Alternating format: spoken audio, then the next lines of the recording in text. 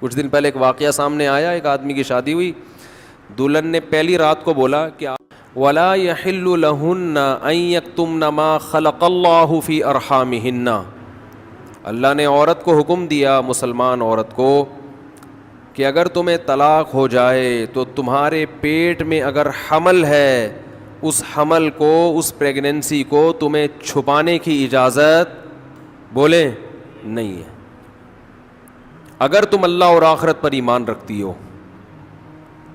یہ بھی ہوتا ہے آج کل، کیونکہ اس معاملے میں مرد عورت کی زبان پر اعتماد کرتا ہے۔ اگر ایک مرد نے کسی عورت کو طلاق دی، عورت کو اگر حمل ہے وہ چھپا لے گی اور وہ بتائے گی مجھے مینسز آنا شروع ہو گئے، مرد یقین کر لے گا بھائی 3 مینسز گزر گئے، عدت ختم۔ کسی اور مرد سے نکاح کرے گی، اس کو بتائے گی بھائی میری عدت پوری ہو گئی ہے۔ اس بات کا امکان ہے کہ وہ بچہ کسی اور مرد کے کھاتے میں ڈال دے۔ مرد تو نہیں دیکھ رہا کہ واقعی عدت ختم ہوئی ہے، یہ تو یہ عورت جانتی ہے اور اللہ جانتا ہے۔ تو اس معاملے میں اللہ نے حکم دیا عورت کو کہ وہ خیانت بولیں نہیں کرے۔ مردوں کو اللہ نے حکم دیا کہ جب بھی کسی عورت کو تم طلاق دو گے تو اس کا مال چھیننے کی تمہیں اجازت نہیں ہے۔ لا يحل لكم ان تأخذوا مما آتيتموهن شيئا، جو کچھ اس کو دیا ہے نا شادی سے پہلے، ایک دھیلا بھی واپس لینے کی اجازت بولو نہیں ہے۔ آج جہیز بھی جو وہ اپنے گھر سے لائی ہے نا وہ بھی ہتھیا لیتے ہیں، اپنے دیے ہوئے گفٹ تو واپس لیتے ہی ہیں، جو وہ اپنے گھر سے لائی ہے وہ بھی ہتھیا لیتے ہیں۔ یہ سارے قرآن کے احکام ہیں جس کی آج دھجیاں اڑائی جا رہی ہیں، کیونکہ ان احکام کا لوگوں کو علم ہی نہیں ہے۔ لوگ محرم میں کربلا، ربیع الاول میں جو مخصوص بیانات ہوتے ہیں وہ، یعنی سیزن وائز چل رہے ہوتے ہیں ہم لوگ۔ جو پریکٹیکل لائف ہے ہماری، عملی زندگی ہے، جس کے لیے پیغمبر صلی اللہ علیہ وسلم کو بھیجا گیا معاشرے کی اصلاح کے لیے، اللہ کے حقوق سکھانے کے لیے اور ایک دوسرے کے حقوق سکھانے کے لیے، اس پریکٹیکل لائف کی طرف ہماری توجہ نہیں ہے، ہم دوسری چیزوں میں زیادہ لگ گئے ہیں۔ بس وہ جوشیلی تقریریں، لوگوں کو رلانا دھلانا، یہ کام رہ گیا ہے بہت سو کا، سب کا نہیں۔ اہل حق ہر دور میں رہیں گے۔ تو اللہ نے حکم دیا کہ ڈیورس کے بعد آپ کو عورت سے کچھ لینے کی اجازت بولو نہیں ہے۔ ہاں، خلا کی صورت میں مہر واپس لے سکتے ہو۔ خلا یہ ہوتا ہے کہ مطالبہ عورت کی طرف سے ہو طلاق کا، آپ تو نہیں دینا چاہتے، اچھی بھلی زندگی گزر رہی ہے، اسی کو دماغ خراب ہو رہا ہے اس کا، نہیں مجھے نہیں رہنا، تو پھر اس صورت میں مرد اگر ڈیورس دے تو وہ یہ شرط لگا سکتا ہے کہ میرا خرچہ واپس کرو، خام خواہ میں کیوں کرایا خرچہ۔ کچھ دن پہلے ایک واقعہ سامنے آیا، ایک آدمی کی شادی ہوئی، دلہن نے پہلی رات کو بولا کہ آپ مجھے پسند نہیں ہو، میں تو کہیں اور شادی کرنا چاہتی تھی، ابا نے آپ کے متھے باندھ دیا۔ حالانکہ 6 مہینے سے تیاریاں چل رہی ہیں اب کیا گزرے گی اس آدمی کے اوپر؟ تو خیر اس نے تو اٹھا کے پٹخنا ٹھکائی لگانا شروع کر دی، کمبخت ایک میسج کر دیتی کہ میں راضی نہیں ہوں، میرا خرچہ کرا دیا، اب پہلی رات کو بول رہی ہے کہ نئی ٹھکائی لگانی چاہیے تھی، میں نہیں کہہ رہا، لیکن اس نے لگائی ٹھکائی، غلط کیا اس نے۔ تو ایسے موقع پہ بھائی ٹھیک ہے اپنا راستہ لو، میرا خرچہ واپس۔ اب کون رکھے گا ایسی صورت میں؟ چاہتی کہیں اور تھی بھائی تو چاہتی تھی بھی اگر کہیں اور، تو اب بتانے کی کیا ضرورت ہے؟ ہر بات بتائی تھوڑی جاتی ہے، بولو بھائی دل میں بولو چاہتی تو تھی لیکن چلو ہو گئی، اب اسی کو چاہنا شروع کر دیں گے آہستہ آہستہ۔ گدھا بھی اگر آپ پال لینا تھوڑے دنوں میں اس سے بھی محبت ہو جاتی ہے، تو پورا 2 ہاتھ 2 پاؤں کا انسان ہے، تھوڑے دنوں میں اچھا لگنے لگے گا، یہ سوچ کے صبر کر لو۔ پوری رپورٹیں پیش کر رہی ہیں اس کو پوری رپورٹ۔ تو ظلم وہاں سے ہو، مطالبہ وہاں سے ہو، تو پھر آپ واپسی کا، مہر کا واپس مطالبہ کر سکتے ہیں، بھائی جو مہر دیا واپس دو۔ یہ بھی اللہ نے ان آیتوں میں حکم بیان کیا۔ ایک حکم اللہ نے یہ بھی بیان کیا کہ اگر رخصتی سے پہلے طلاق ہو جائے تو پورا مہر نہیں دینا پڑتا بلکہ آدھا مہر دینا پڑتا ہے. 1,00,000 روپے مہر رکھا گیا تھا, آپ ابھی رخصتی ہوئی نہیں, آپ نے ڈیورس دے دی, تو پورا مہر نہیں ہے بلکہ آدھا مہر ہے. اس میں اللہ نے ترغیب دی ہے کہ مرد پورا دے دے تو اچھا ہے, اور عورت کو ترغیب دی ہے کہ آدھا بھی معاف کر دو تو اچھا ہے. ترغیب دونوں کو دی جا رہی ہے, چھوڑو بھائی, لیکن حکم بیان کیا جا رہا ہے کہ مرد کو آدھا دینا پڑے گا اگر وہ مطالبہ کرے. اور اللہ نے اہم حکم یہ بھی بیان کیا کہ جب عورت کو طلاق دو تو جہاں وہ طلاق کے بعد نکاح کرنا چاہتی ہے اس کے نکاح میں رکاوٹ مت بنو, کباب میں ہڈی بننے کی کوشش مت کرو. یہ بھی زمانے جاہلیت میں ہوتا تھا اور آج بھی ہوتا ہے. فلا تعضلوهن ان ينكحن ازواجهن, اگر تم نے چھوڑ دیا ہے اس کو, عرب اس کو غیرت کا مسئلہ بنا لیا کرتے تھے کہ ہم نے چھوڑا ہے تو اب ہم کہیں اور اس کی شادی نہیں کرنے دیں گے. ہمارا معاذ اللہ یوں کہتے تھے تھوکا ہوا مال, جیسے آج بھی لوگ کہتے ہیں, ہم نہیں کہیں اس کو نکاح کرنے دیں گے. اس سے بھی قرآن نے کیا کیا, منع کیا. اور اس سے بھی منع کیا کہ اپنی مرضی سے زبردستی اس کا نکاح بھی مت کراؤ طلاق یافتہ کا. ینکحن ازواجہن, اپنے سلیکٹڈ شوہر سے نکاح کرنا چاہتی ہے تو تم کباب میں ہڈی بولو نہیں بنو, یعنی اس کو یہ رائٹ ہے کہ وہ جہاں چاہے نکاح کرے. یہ بھی خرابی ہے آج کل بعض علاقوں میں, یہ خرابی ہے کہ بیوہ کو یا طلاق یافتہ کو نکاح تو کرنے دیتے ہیں, لیکن بعض علاقوں میں دستور ہے نکاح ہمارے ہی خاندان میں ہوگا, آپ ہمارے خاندان سے باہر نہیں جا سکتی. اس کو بھی قرآن نے کیا کیا, بولو ختم. نکاح بھی سے بھی نہیں روک سکتے, اور نکاح بھی وہاں ہوگا جہاں آپ نہیں بلکہ یہ چاہے گی. اس میں اللہ نے عمر کی کوئی قید نہیں لگائی. 40 سال کی بیوہ یا طلاق یافتہ ہو, 50 سال کی ہو, 55 سال کی ہو, یہ تمہارا ہیڈ ایک نہیں ہے. تمہیں زیادہ ٹینشن لینے کی ضرورت نہیں ہے. لوگ بڑی ٹینشن لے رہے ہوتے ہیں کہ تمہیں ضرورت کیا ہے, اب 4 بچے ہیں تمہارے, 5 بچے ہیں, اس عمر میں تمہیں شادی کرتے ہوئے شرم نہیں آتی, چھوڑو بھائی کیا ضرورت ہے.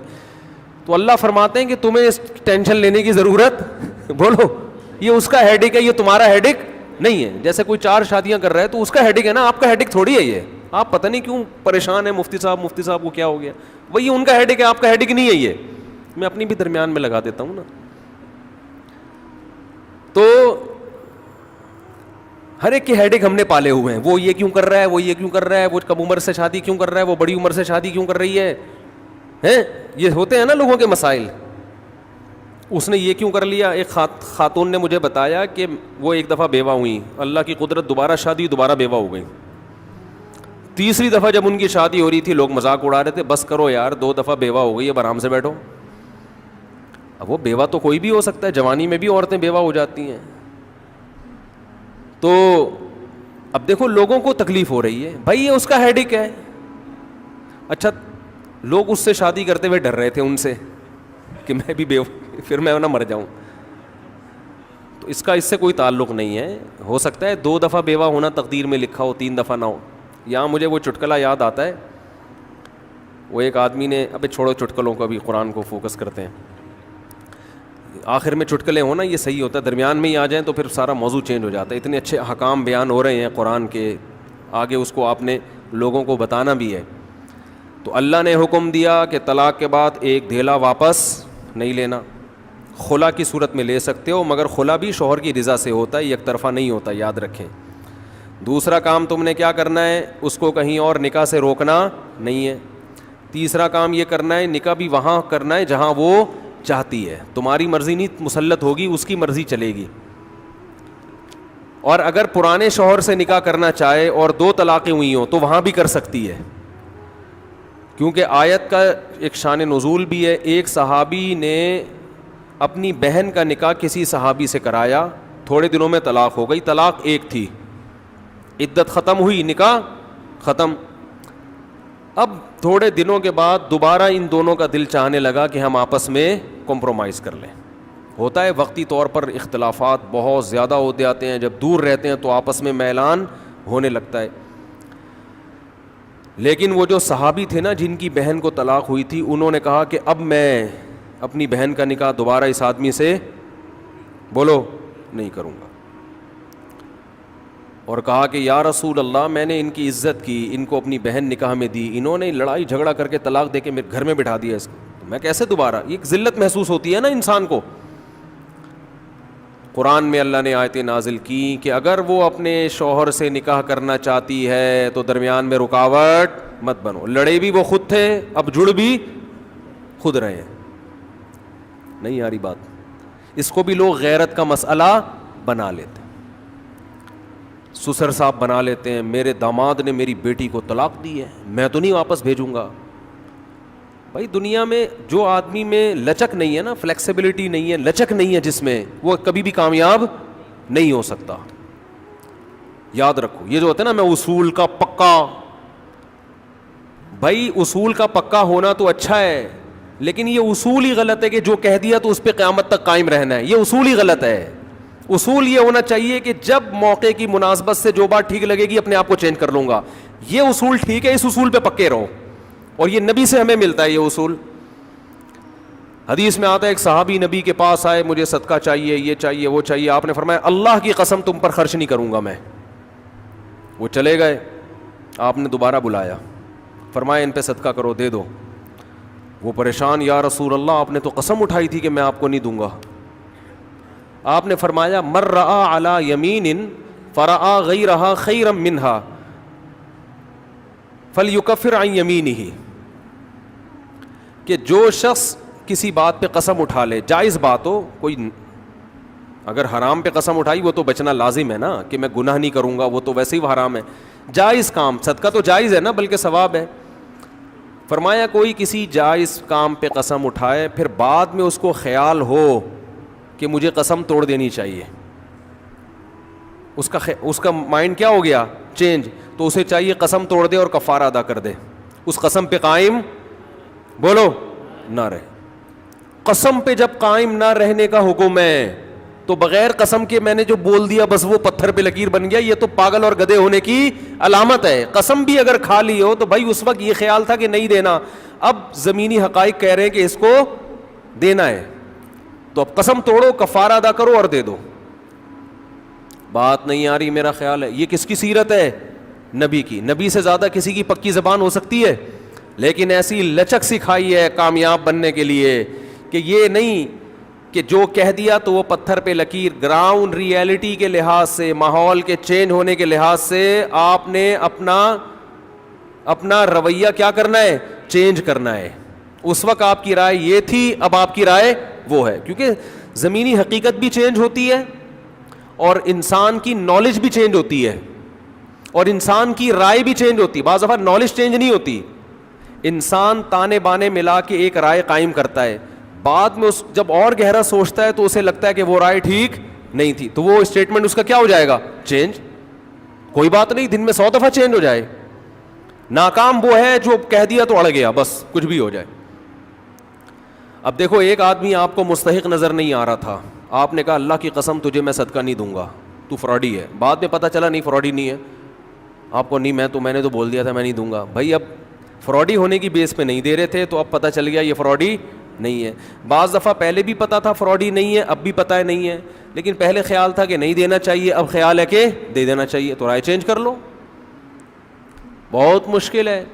اور گھریلو جھگڑوں میں تو میاں بیوی کی طبیعت میں اگر لچک نہیں ہے نا, 4 دن بھی ان کا رشتہ نہیں چل سکتا. یہ تو مجھ سے ابھی لکھوا کے سگنیچر انگوٹھے لگا لو, جیسے سبزی والے نے ٹھپے لگائے تھے انگوٹھے لے کے گھوم رہا ہوں.